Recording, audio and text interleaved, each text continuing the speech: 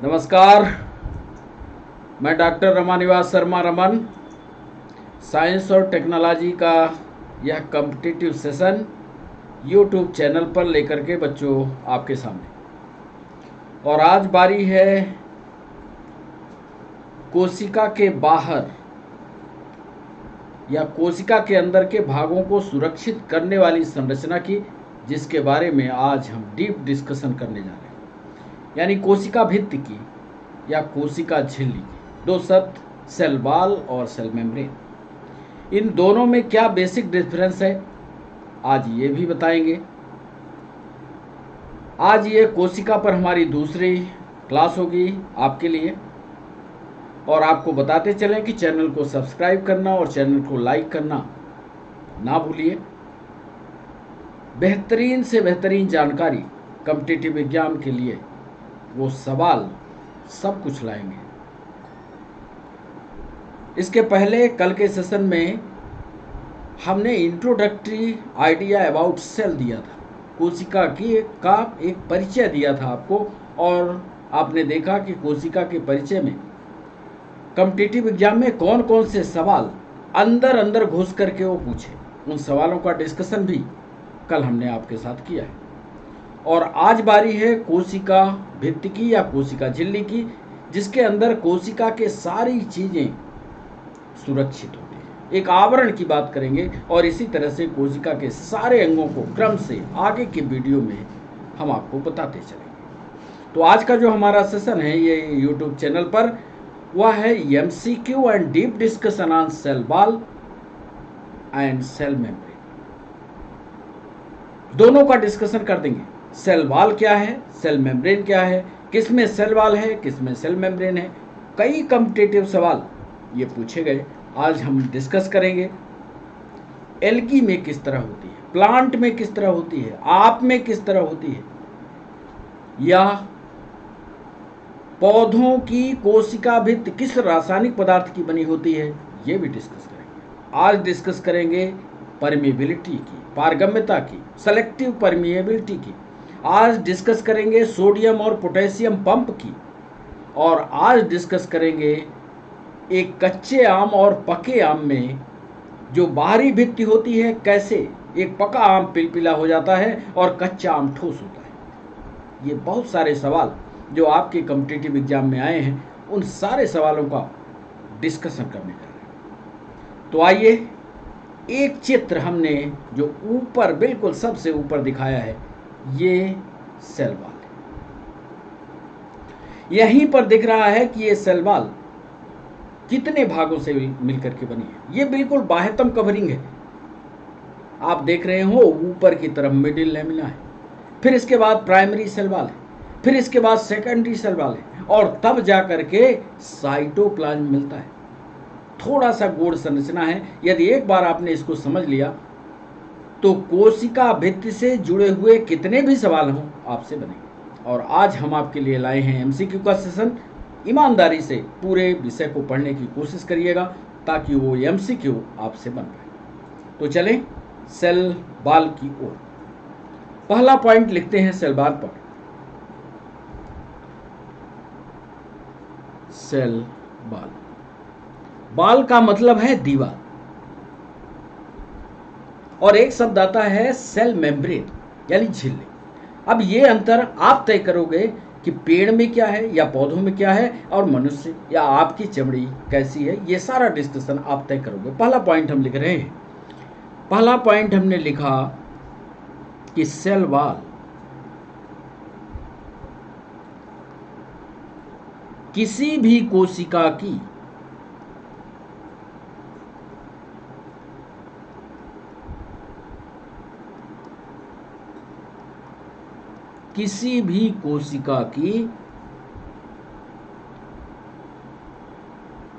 बाह्यतम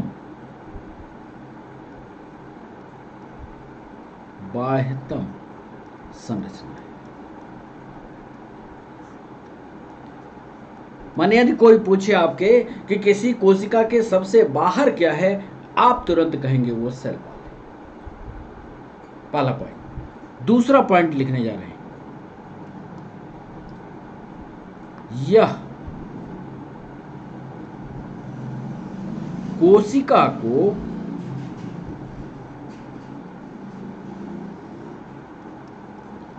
एक निश्चित आकार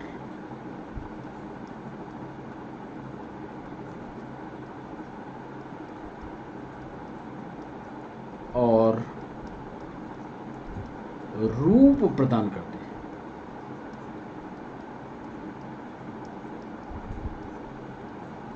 यदि सेल वॉल है तो सेल वॉल ही उसको संरचना देगी, उसको शेप देगी, उसको स्ट्रक्चर देगी। तीसरा महत्वपूर्ण काम है, काम क्या है इसका? यदि सेल वॉल न होती तो क्या होता? तो ये लिख लीजिएगा कि बाहरी आघातों से सेल वॉल कोशिका को या सेल को बाहरी आघातों से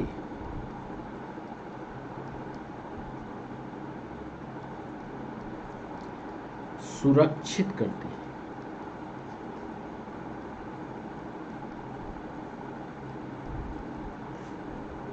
बाहरी आघातों से इसकी सुरक्षा यदि करती है तो वो होती है सेल। 3 महत्वपूर्ण बिंदु सेल वॉल पर प्राइमरी रूप से हमने आपको बताया कि कोशिका की बाह्यतम रचना होगी। किसी भी कोशिका को निश्चित आकार देना हो, निश्चित रूप देना हो तो सेल वॉल देगी, और सेल वॉल कोशिका को बाहरी आघातों से सुरक्षित करती है। चौथा महत्वपूर्ण पॉइंट लिखने जा रहे हैं, प्रत्येक सेल वॉल, ये अभी हमारा डिस्कशन जो है सेल वॉल पर हो रहा है, प्रत्येक सेल वॉल 3 भित्तियों से, 3 दीवालों से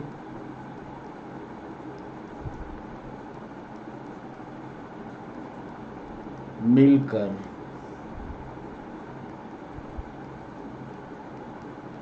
बनी होती है।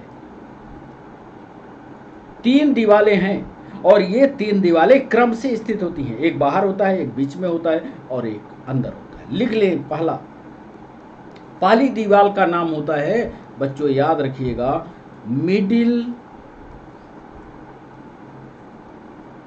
लैमिला। हिंदी में भी लिख लीजिए, मिडिल लैमिला, पहली दीवार। अब ये नहीं बता रहे हैं कि ये बाह्यतम है कि बीच वाली है कि किनारे वाली है, और अक्सर ये कॉम्पिटिटिव एग्जाम में पूछा जाता है और आप लिख देते हो बीच वाली है।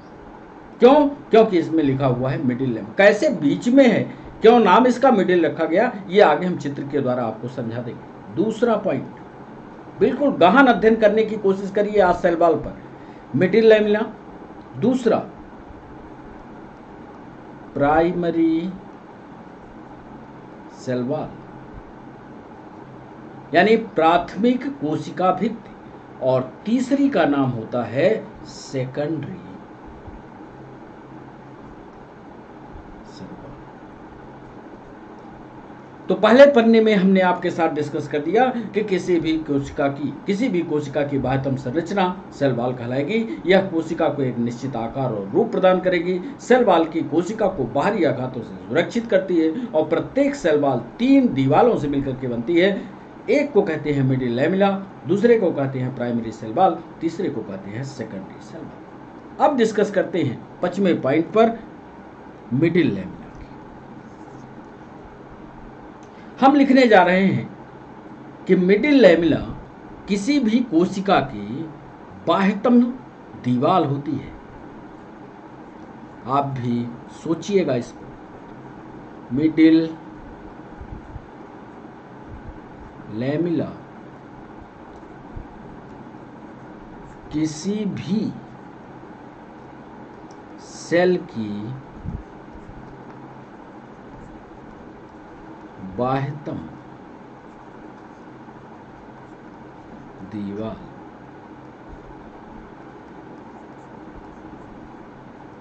होती है। और आपके कॉम्पिटिटिव एग्जाम में जो पूछा गया वो 6वें पॉइंट में लिखने वाले। 6वें पॉइंट में वो पूछ रहा है कि मिडिल लैमिना किस रासायनिक पदार्थ का बना होता है। 6वें पॉइंट में हम लिख रहे हैं कि यह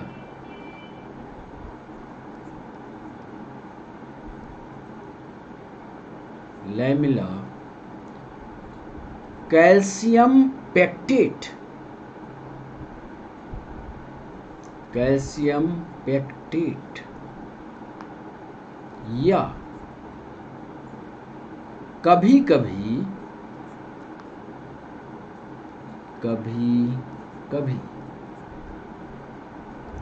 मैग्नीशियम पेक्टेट की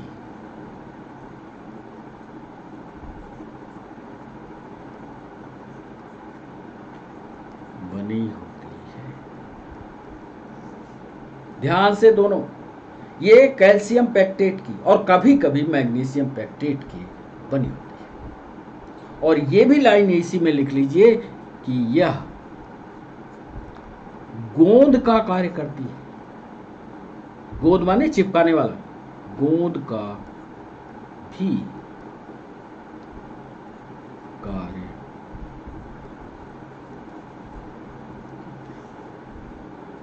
तो एक ऑब्जेक्टिव यहां से दोनों में पूछा गया है, एसआई में भी पूछा है, पीएनएसटी में भी पूछा है, रेलवे में भी पूछा है कि मिडिल लैमिना किस रासायनिक पदार्थ का बना होता है। तो याद रखिएगा कैल्शियम पेक्टेट या मैग्नीशियम पेक्टेट। 7वां एक महत्वपूर्ण पॉइंट ये भी पूछा गया कि प्राइमरी सेल वॉल किसको कहोगे। अभी चित्र में दिखाएंगे कि प्राइमरी सेल वॉल कहां है, तो आप लिख लीजिएगा प्राइमरी सेल वॉल। इसको तो आपने कोशिका के सबसे बाहर किया, मिडिल लेमिना को। अब मिडिल लेमिना के बाद जो होगी वो कायदे से दूसरी है, लेकिन उसका नाम प्राइमरी सेल वॉल है। प्राइमरी सेल वॉल पतली होती है, पतली लचीली तथा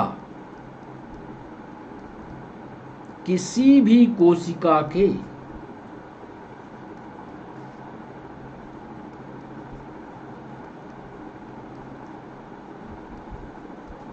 वृद्धि के समय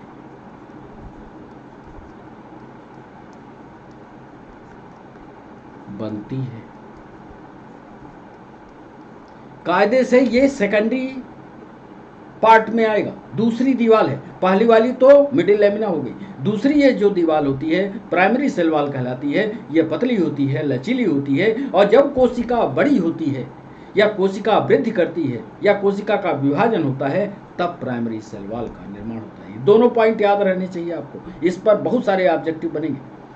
और 8वां पॉइंट इसमें लिख रहे हैं कुछ कोशिकाओं में, याद कर लीजिए, कुछ सेल्स में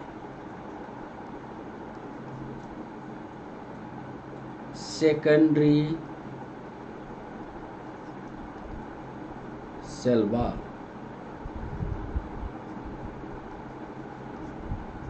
पाई जाती है। माने सब में ये नहीं होगी, कुछ ही कोशिकाओं में पाई जाती है सेकेंडरी सेल।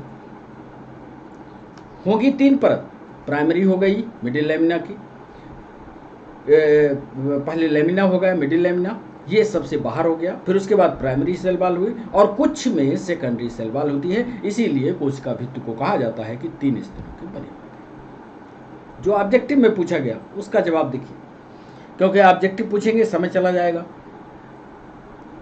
9वें पॉइंट पर आपसे पूछ रहे हैं कि प्लांट में यह किन रासायनिक पदार्थों की बनी होती है सेल वॉल।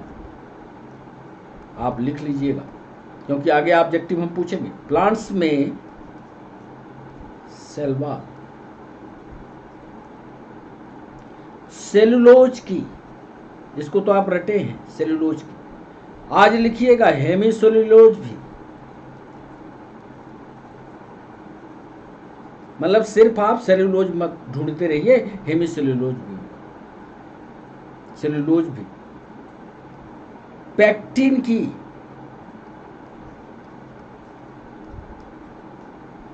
तथा प्रोटीन की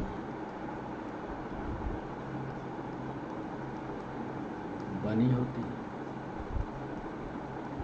सिर्फ ये कह देने से कि सेलुलोज की बनी होती है, इससे आपका उत्तर पूरा नहीं होगा। आप ध्यान कर लीजिएगा कि जो सेल वॉल होती है वो सेलुलोज की, हेमीसेलुलोज की, पेक्टिन की तथा प्रोटीन की बनी होती है। एक महत्वपूर्ण सवाल जो यूपीएससी ने पूछा, उसका सीधा जवाब लिखते हैं 10वें पॉइंट। एल्गी में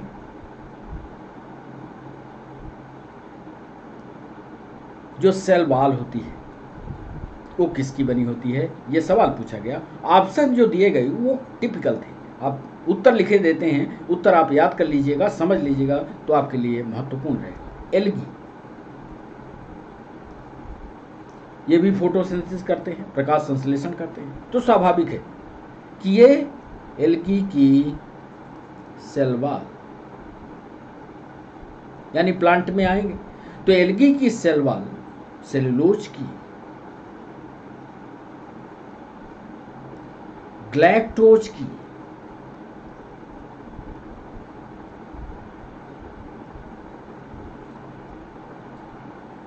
माननैन की, देखिएगा माननन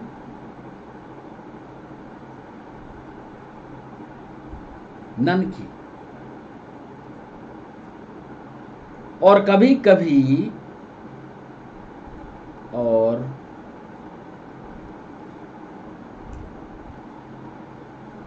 कैल्शियम कार्बोनेट की, कैल्शियम कार्बोनेट की।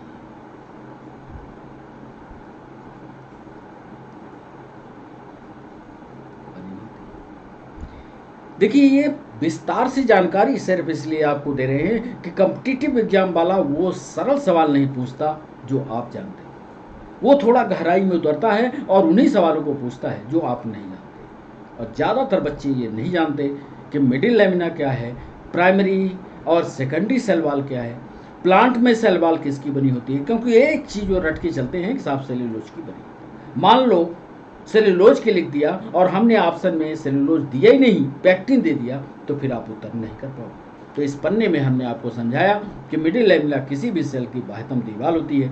यह लेमिला कोपैक्टेट की, कैल्शियम पैक्टेट की, या कभी कभी मैग्नीशियम पैक्टेट की बनी होती है, या गोंद देने का भी कार्य करती है। प्राइमरी सेल वॉल पतली होती है, लचीली होती है, किसी भी कोशिका के वृद्धि के समय बनती है। कुछ सेल्स में सेकेंडरी सेल वॉल भी पाई जाती है। प्लांट में cell wall cellulose, hemicellulose, pectin तथा प्रोटीन की बनी होती है। एल्गी में सेल वॉल जो होती है सेल्यूलोज की, ग्लैक्टोज की, माननैन की और कैल्शियम कार्बोनेट की बनी होती है। अब इसी प्राइमरी, सेकेंडरी, मिडिल लेमिना को एक चित्रात्मक रूप से आपको दिखा दे, कितनी बेहतरीन से आपके दिमाग पर वो बैठ जाए, इसके लिए हमने प्रयास किया और ये चित्र शामिल किया। ध्यान से देखिए। एक तो हमारा सवाल आपसे यह है कि आपने कच्चा आम देखा होगा और एक आम पका आम देखा होगा।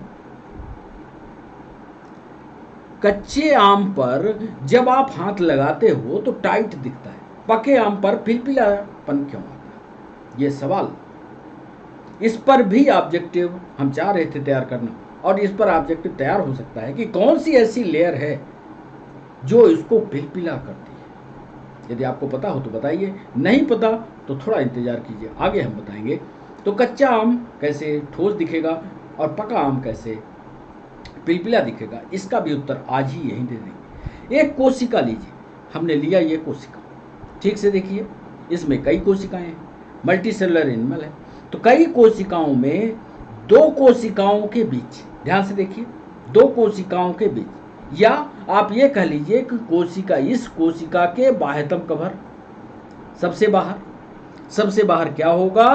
तो आपका उत्तर होगा सबसे बाहर साहब मिडिल लेमिना होगा।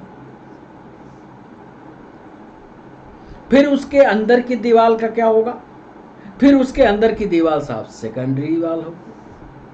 मतलब जो आप सफेद वाला हिस्सा देख रहे हो किसी भी कोशिका के बाहर, तो वो क्या हुआ? Middle lamina. फिर उसके अंदर सेकेंडरी वॉल देख रहे हो।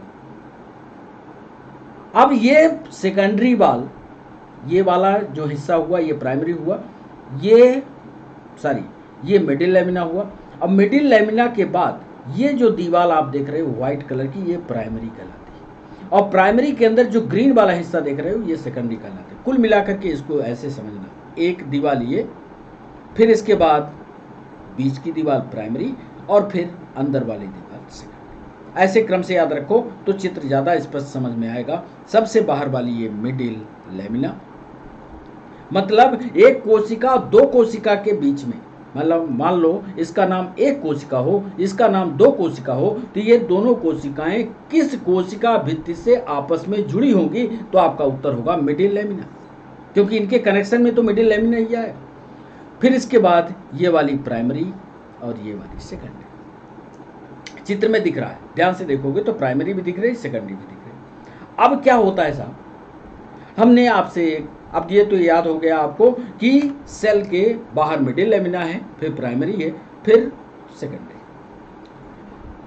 अब एक सवाल हमने पूछा कि आम जो होता है कच्चा वो ठोस क्यों है और पका आम पिलपिला क्यों हो जाता है। होता यह है कि कच्चे आम में जो मिडिल लेमिना वाला हिस्सा होता है, अब मिडिल लेमिना कहाँ है, दो कोशिकाओं के बीच में, तो मिडिल लेमिना वाला हिस्सा कच्चे आम वाले पोर्शन में ठोस होता है। और जैसे ही थोड़ा वक्त गुजर जाता है, समय गुजर जाता है, तो ये मिडिल लेमिना इसी वाली खाली स्थान में जो इंटरसेलुलर स्पेस है यहीं पर घुल जाता है, और घुलने के कारण ये कोशिका आराम से हम दबा सकते हैं, क्योंकि ये खाली स्थान हो गया, मिडिल लेमिना घुल गया, रस में घुल गया, रस बन गया। ये जो जूस आप पीते हो वो मिडिल लेमिना वाला हिस्सा है, जब रस में घुल गया तो हम दबाते हैं तो आम पिलपिला दिखता है। यदि आपसे कोई पूछता है कि आम पिलपिला क्यों दिखा, तो आप उसको बताना कि मिडिल लेमिना जो है उसके रस में घुल गया, और मिडिल लेमिना जैसे रस में घुल जाता है तो आम पिलपिला दिखाई देता है। तो ये आउटर माने दो कोशिकाओं के बीच जो लेयर बनती है वो मिडिल लेमिना है। मिडिल लेमिना पिघल गया तो आप कोशिका को दबा लो, कोशिका को दबाओगे तो पिलपिली आपको दिखाई देगी। फिर इसके बाद प्राइमरी सेल वॉल देखो, ये व्हाइट वाली जो प्राइमरी सेल वॉल और ये ग्रीन वाली सेकेंडरी सेल। फिर से ध्यान से देख लेना, ये वाला हिस्सा जो काला वाला दिख रहा है ना, ये होगा मिडिल लेमिना। फिर ये सफेद वाला जो हिस्सा है इसका नाम रख देना प्राइमरी सेल वॉल। फिर जो ग्रीन वाला हिस्सा दिख रहा है इसका नाम रख देना सेकेंडरी सेल वॉल। ठीक, ये समझ में आ गया। ये डिस्कशन था यहां से लेकर के यहां तक सेल वॉल के बारे में।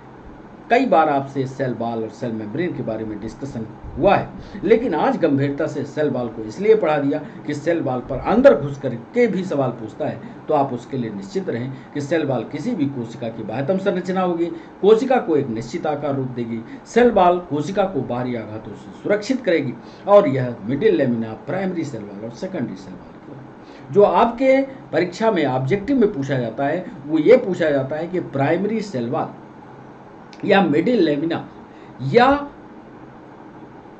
सेकेंडरी सेल वॉल किस रासायनिक पदार्थ की बनी होती है, वो सारी चीजें आपको याद हो। अब चलिए हम बात कर लेते हैं सेल मेम्ब्रेन।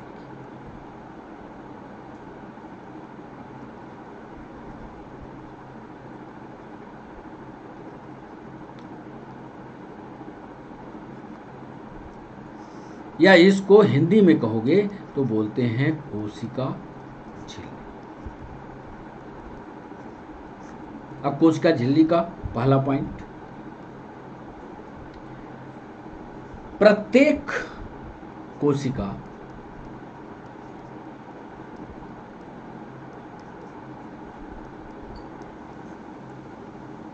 एक बाहरी परत से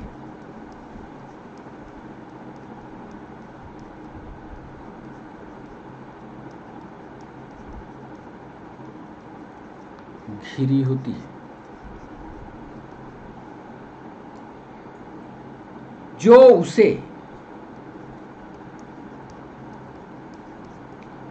बाहरी वातावरण से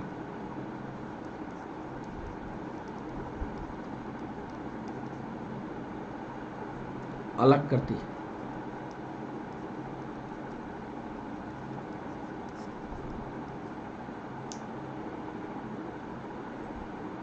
इसी को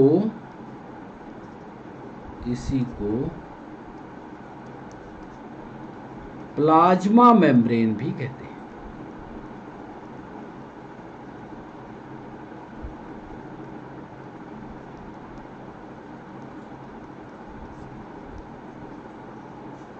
मतलब हम लोगों की कोशिका के बाहर जो संरचना आपको दिखाई दे रही है वो प्लाज्मा मेम्ब्रेन है। ये जो दिखाई दे रही है ये प्लाज्मा मेम्ब्रेन, क्योंकि हम लोगों में सेल वॉल नहीं होती, सेल वॉल ठोस होती है। जो बाहर की संरचना के प्लांट के बाहर की कोशिका भित्ति की संरचना देखोगे दीवार जैसी दिखती है। तो प्रत्येक कोशिका एक बाहरी परत से घिरती है। अब प्रत्येक कोशिका में आप प्लाज्मा मेम्ब्रेन के बाद आप पहुंचोगे तो सीधे साइटोप्लाज्म में पहुंचोगे। तो प्रत्येक कोशिका एक बाहरी परत से घिरी होती है, उसे बाहरी वातावरण से अलग करती है, इसे को प्लाज्मा मेम्ब्रेन भी कहते हैं। पहला पॉइंट बताया। दूसरे पॉइंट को लिखिए कि यह लचीली होती है। दिख ही रहा है, यह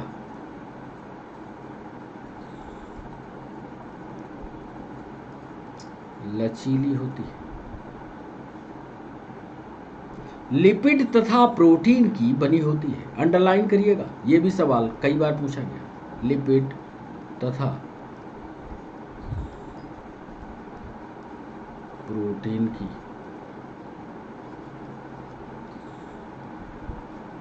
बनी होती है। संरचनात्मक रूप से, यह है ऑब्जेक्टिव, संरचनात्मक यानी स्ट्रक्चरली, संरचनात्मक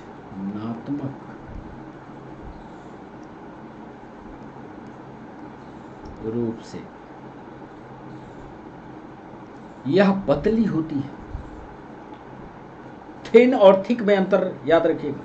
संरचनात्मक स्ट्रक्चरली दिस लेयर इज और this membrane is thin not thick, रूप से यह पतली होती है।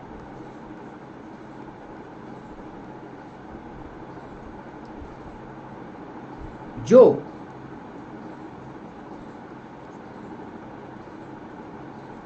स्वभावतः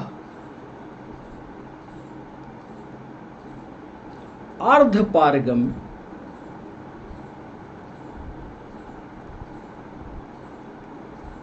अंग्रेजी में इसको लिखिएगा सेमी परमिएबल, अर्धपारगम्य या सेलेक्टिव परमिएबल,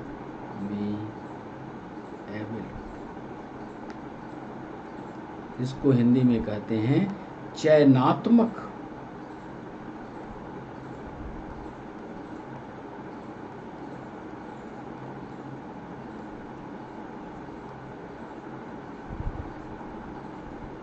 मतलब ऐसा नहीं है कि जो पदार्थ है वो सीधा अंदर चला आएगा। हम लोगों की चमड़ी के अंदर हम लोग पानी में घुसते हैं तो क्या पानी अंदर घुसता है? नहीं घुसता। क्यों? कि वो जरूरत देखती है, सेलेक्ट करती है क्या हमें पानी की जरूरत है। यदि वो सेलेक्ट करती है कि पानी की जरूरत है तभी पानी अंदर जाता है। तो हमारी जो सेल मेम्ब्रेन है वह पतली भी होगी, थिन होगी और स्वभावतः बाई नेचर ये सेमी परमिएबल होगी या इसी शब्द को सेलेक्टिव परमिएबल। ये हुआ तीसरा पॉइंट। चलिए चौथे पॉइंट पर आपको समझा दें।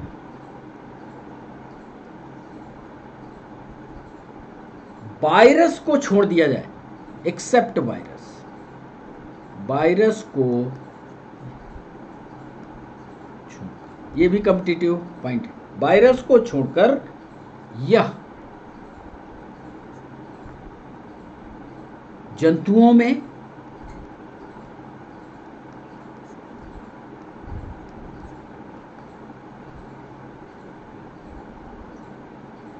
पौधों में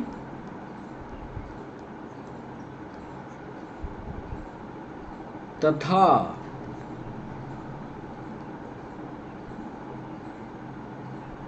प्रोकैरियोटिक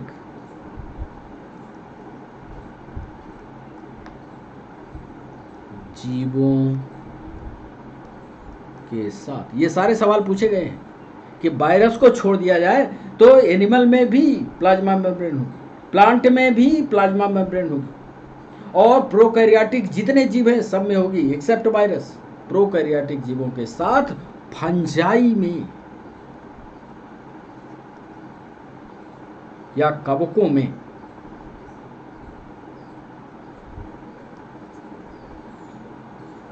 प्लाज्मा मेम्ब्रेन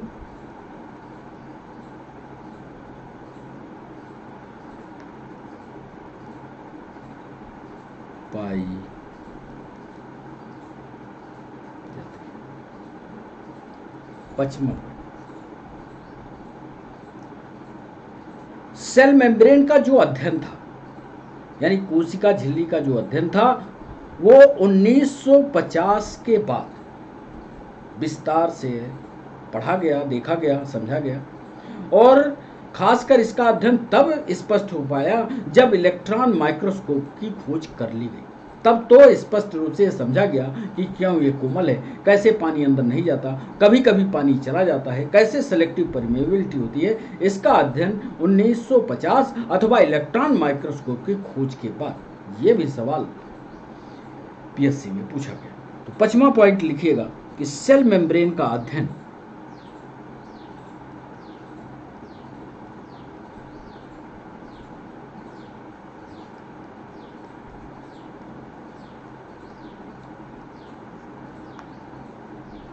(1950) के बाद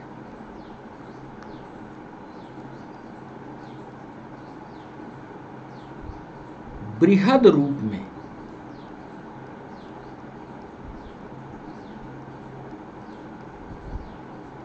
किया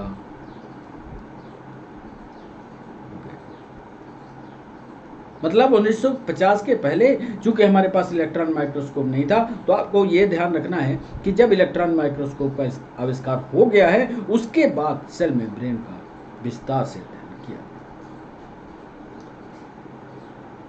एक सवाल में पूछा गया कि ह्यूमन की जो आरबीसी होती है, रेड ब्लड कार्पिसेस होती है, जिसका दूसरा नाम एरिथ्रोसाइट्स भी, इसकी बाह्यतम जो सेल मेम्ब्रेन होती है, क्योंकि जंतु कोशिका है तो सेल मेम्ब्रेन होगी, इस सेल मेम्ब्रेन में कितने % प्रोटीन होता है, ये भी सवाल पूछा गया। तो 6वें पॉइंट में इसको भी लिख दें। ह्यूमन आरबीसी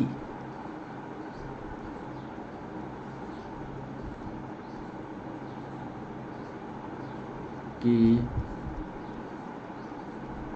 प्लाज्मा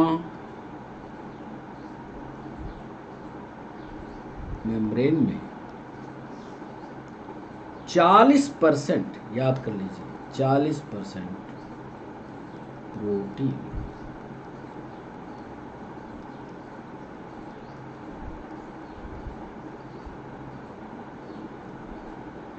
इसकी संरचना कैसी होती है, और आपको बता दिया कि मनुष्य की या जीव की संरचना प्रोटीन और लिपिड और प्रोटीन की बनती है, ये तो पहले ही बता दिया है।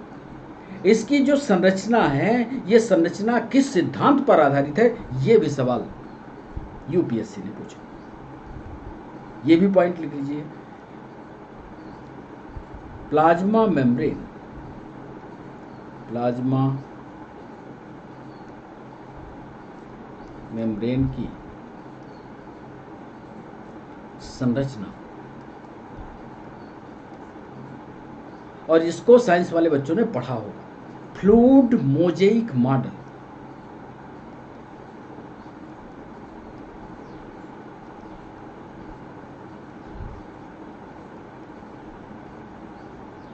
मॉडल के सिद्धांत पर समझाया गया। यह सिद्धांत दो वैज्ञानिक थे, सिंगर, दो वैज्ञानिक यानी सिंह एक वैज्ञानिक है, सिंगर और निकोलसन। यह सिद्धांत सिंगर और निकोलसन के द्वारा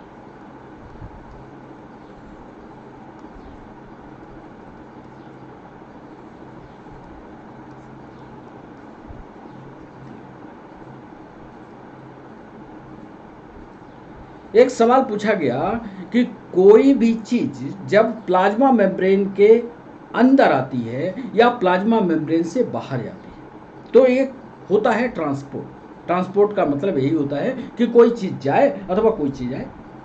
उसने सवाल पूछा कि कोई चीज जाने में अथवा आने में हमारे बॉडी के अंदर कौन सा पंप काम करता है, उसके बारे में 8वां पॉइंट लिखना है।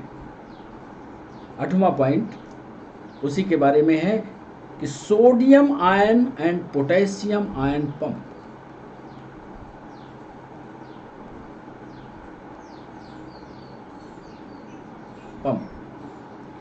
एक्टिव ट्रांसपोर्ट का नाम सुना है ये कि नहीं? एक्टिव ट्रांसपोर्ट का सबसे अच्छा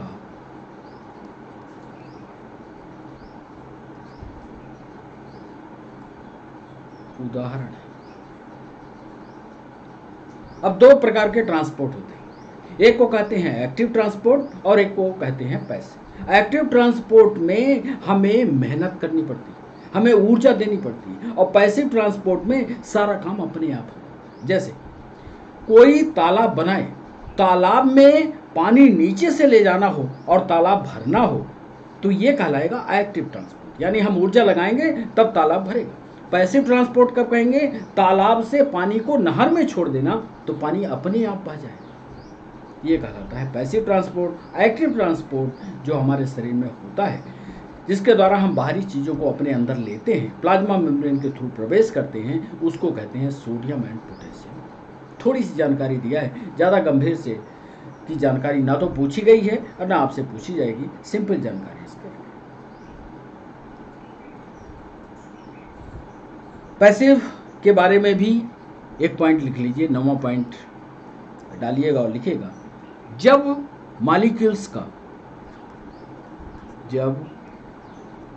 मॉलिक्यूल्स यानी अणुओं का, मॉलिक्यूल्स का गमन यानी ट्रांसपोर्ट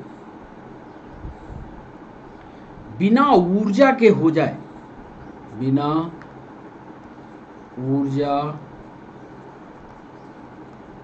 इस्तेमाल के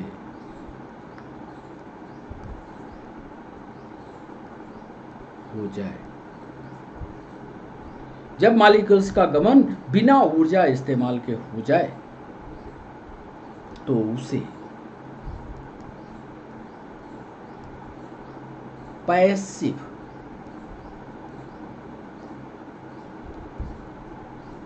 ट्रांसपोर्ट उसने चूंकि पीएनएसटी में सवाल पूछा था, सेम सवाल पूछा था कि जब प्लाज्मा मेम्ब्रेन के द्वारा अणुओं का आवागमन हो और अणुओं के आवागमन में ऊर्जा की आवश्यकता ना हो तो निम्न में से इस ट्रांसपोर्ट को निम्न में से क्या कहेंगे? उसमें एक्टिव पैसिव दोनों नन करके उत्तर दिया था, इसलिए दोनों पॉइंट का डिस्कशन कर दिया कि जब हम अणुओं का ट्रांसपोर्ट करें और उसमें ऊर्जा लगे तो उसको एक्टिव ट्रांसपोर्ट, और जब अणुओं का प्रवाहन हो, गमन हो, लेकिन ऊर्जा का इस्तेमाल ना हो तो उसको पैसिव ट्रांसपोर्ट कहते हैं। इसी बात को आपकी संरचना में हमने पहले बताया कि जो सेल मेम्ब्रेन होती है वह किसकी बनी होती है? लाइपोप्रोटीन। आइए सेल मेम्ब्रेन की संरचना आपको दिखाते। ये लाइपोप्रोटीन और ये लाइपोप्रोटीन की बाई लेयर होती है, देखा आपने?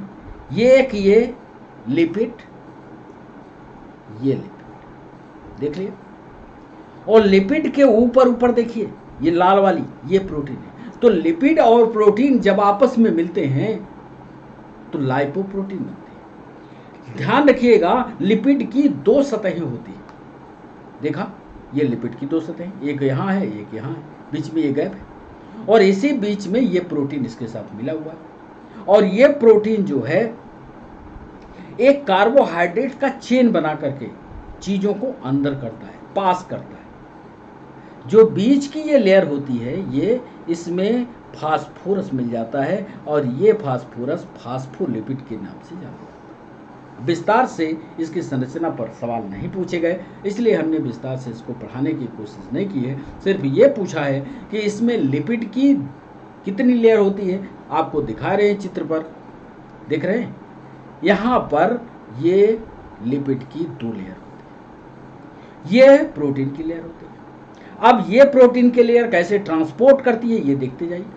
ये प्रोटीन बनेगी, यहाँ देखा बॉडी, यहाँ ये अब हिस्सा आ गया साइटोप्लाज्म। साइटोप्लाज्म में अंग हो जाएंगे और बनेगी कहाँ प्रोटीन, साइटोप्लाज्म के अंदर बनेगी। अब ये प्रोटीन कैसे, ये देखिए ट्रांसपोर्ट हो रही है, ये देखिए, और जा करके चमड़ी के ऊपर आ गई या कोशिका के बाहरी दीवार पर आ गई, तो ये प्रोटीन का जंक्शन बन जाता है और ये प्रोटीन का जंक्शन शरीर के ऊपर है।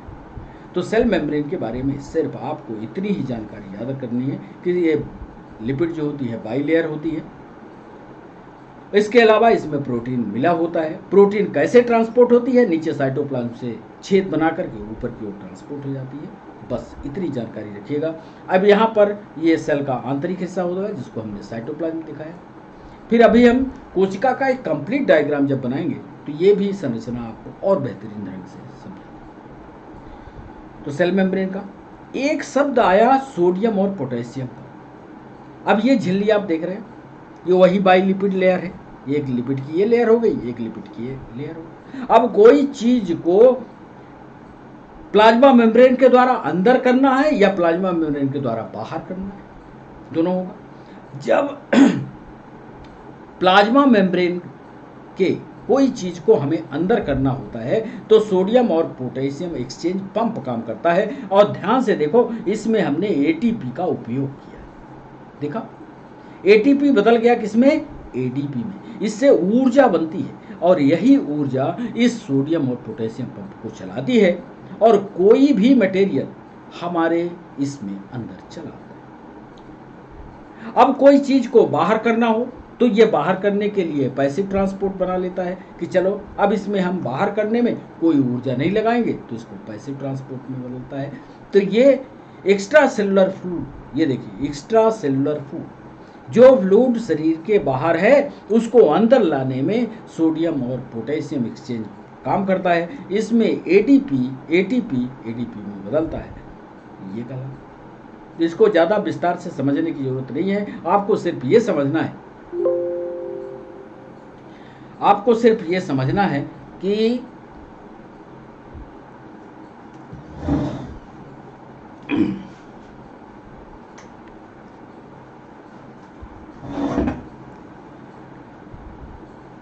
सोडियम और पोटेशियम एक्सचेंज पंप जो है एटीपी का उपयोग करके एडीपी पर कन्वर्ट हो जाएगा जिससे एनर्जी का इस्तेमाल होगा। तो एक पॉइंट ये बन जाए। अब इसके बाद बच्चों आप सेशन शुरू करते हैं एमसीक्यू का। फटाफट आप सवालों की ओर चलें और पहला सवाल आपके स्क्रीन पर क्वेश्चन नंबर 1।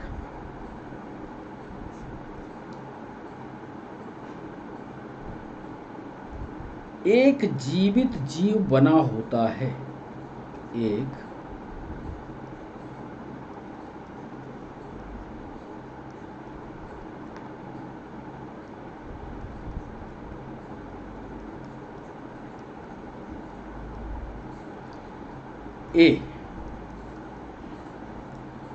कोशिका तथा कोशिका उत्पादों से, कोशिका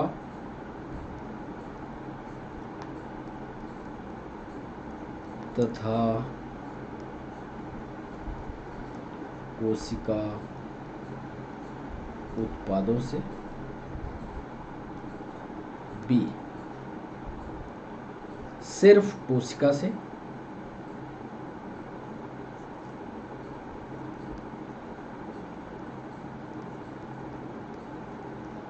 सी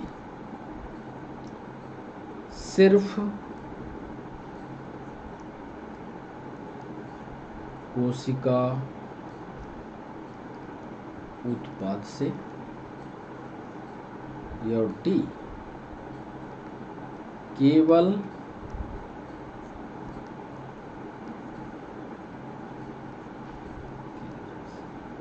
पहला सवाल थोड़ा गंभीर सवाल है।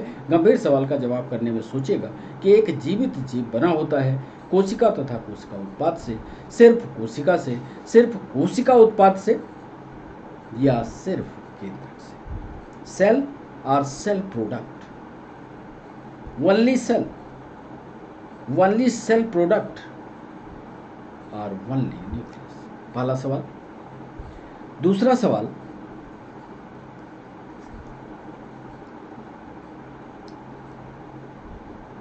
मनुष्य की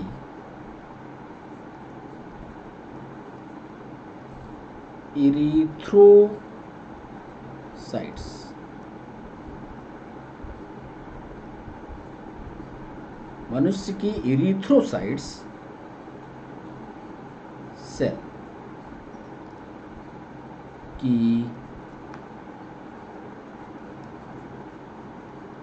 कोशिका झिल्ली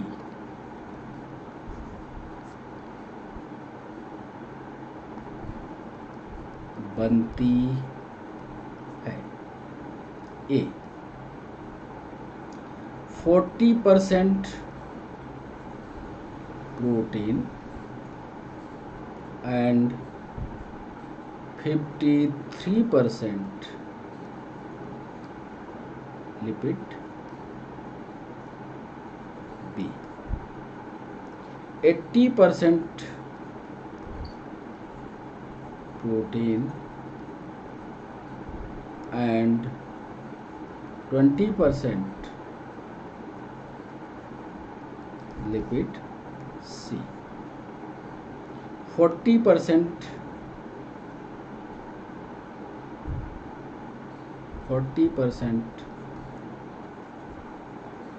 प्रोटीन एंड 50%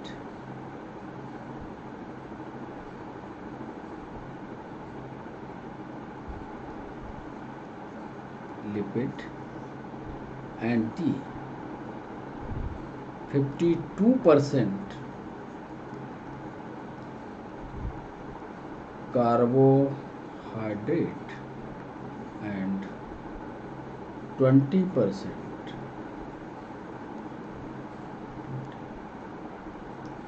मनुष्य की इरिथ्रोसाइट्स होती हैं, मनुष्य में पाई जाती हैं। इनकी कोशिका की कोशिका झिल्ली में क्या अनुपात होता है प्रोटीन और लिपिड का, यह सवाल पूछा गया। 40% प्रोटीन है कि 53% लिपिड है, 80% प्रोटीन है, 20% लिपिड है, 40% प्रोटीन है, 50% लिपिड है, 52% कार्बोहाइड्रेट है, 20% प्रोटीन है। और तीसरा सवाल, कोशिका झिल्ली का यानी सेल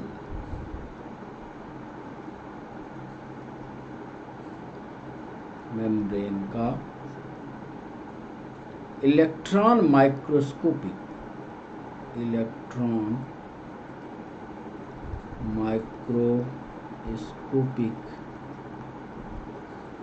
स्टडी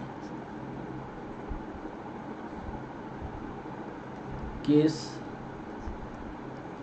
सन के बाद की गई। ए 1931, बी 1913, सी 1950 और डी 1900। सवाल को फिर पढ़िए। हमने सवाल पूछा है कि सेल मेम्ब्रेन के इलेक्ट्रॉनिक माइक्रोस्कोपिक स्टडी किस सन के बाद, यानी जब इलेक्ट्रॉन माइक्रोस्कोप का विकास हो चुका होगा उसके बाद स्टडी हुई। इतना ध्यान रखिएगा, उल्टा पुल्टा उत्तर मत करिएगा। और चौथा सवाल,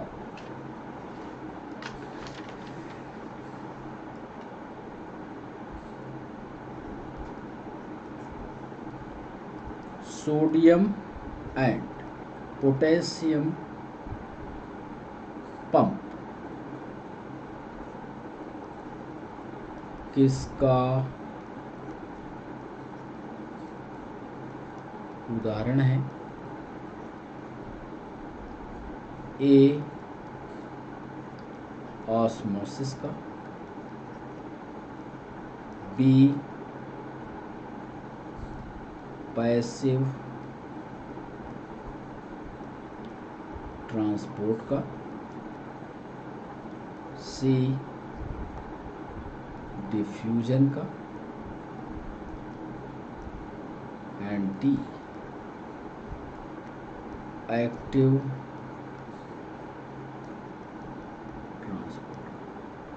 सोडियम और पंप पोटेशियम पंप किसका उदाहरण है? चौथे सवाल में पूछा। ऑस्मोसिस का है, पैसिव ट्रांसपोर्ट का है, डिफ्यूजन का है या एक्टिव ट्रांसपोर्ट का है?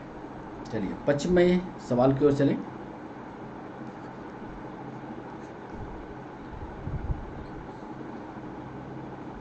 पश्चिमी सवाल में हम पूछ रहे हैं, निम्न में से कौन सा कार्य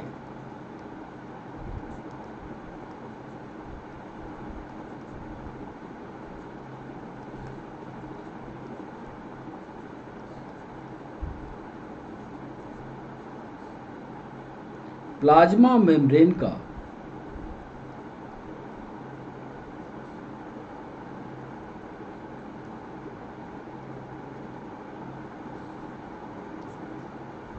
प्रमुखतम कार्य है?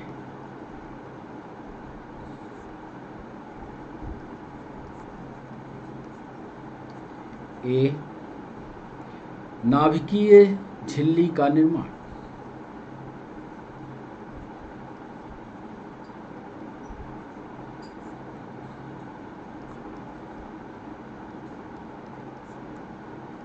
बी, अणुओं का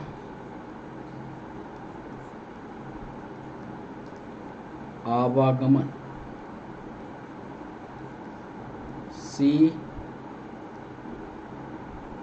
एक्साइटोसिस एंड डिटॉक्सिफिकेशन।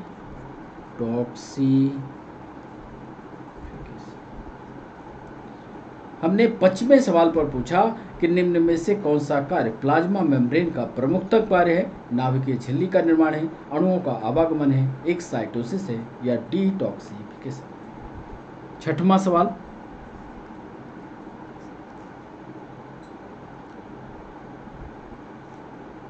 प्लांट्स की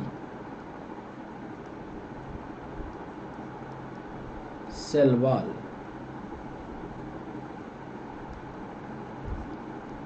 बनी होती है? ए, सेलुलोज की, बी, हेमी सेलुलोज की,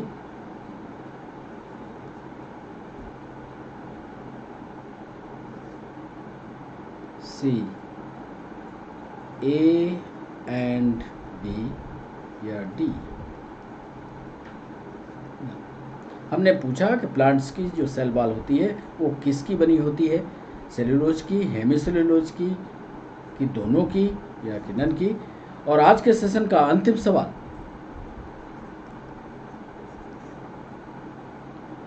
एल्गी की सेल वॉल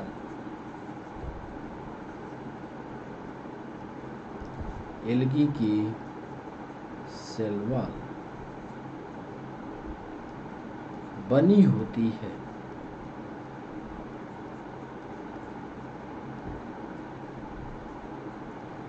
ए, प्रोटीन की, बी,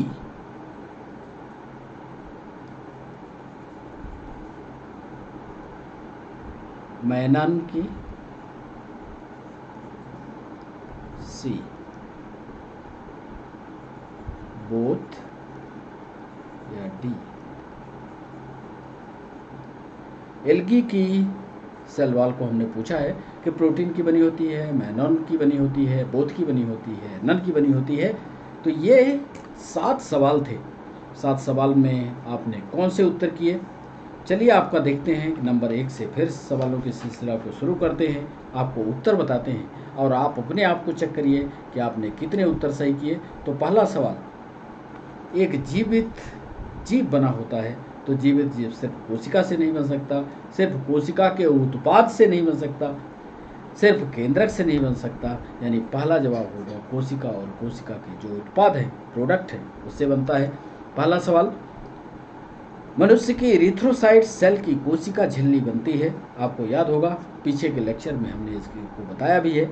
लिपिड का जरूर नहीं बताया है पर प्रोटीन का बताया है। इरिथ्रोसाइट को आरबीसी भी बोलते हैं। लाल रक्त कणिका भी बोलते हैं, जिसमें 40% प्रोटीन और 53% लिपिड होता है। पहला इसका उत्तर सही होगा। तीसरे सवाल पर हमने पूछा कि सेल मेम्ब्रेन का इलेक्ट्रॉन माइक्रोस्कोपिक स्टडी किस सन के बाद की गई।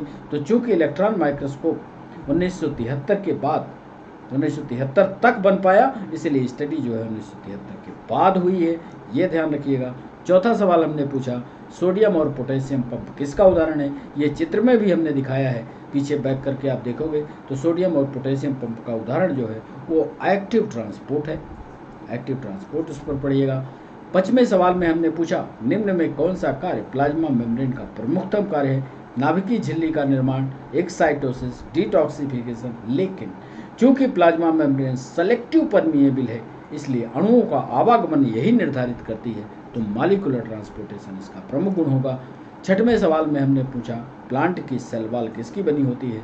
तो अभी हमने आपको पीछे पढ़ाया भी कि सेल्यूलोज की है, हेमिसेल्यूलोज की है, दोनों की है, तो इसका सही जवाब सी होगा, ए और बी। 7वें सवाल पर हमने पूछा एल्गी की सेल वॉल किसकी बनी होती है।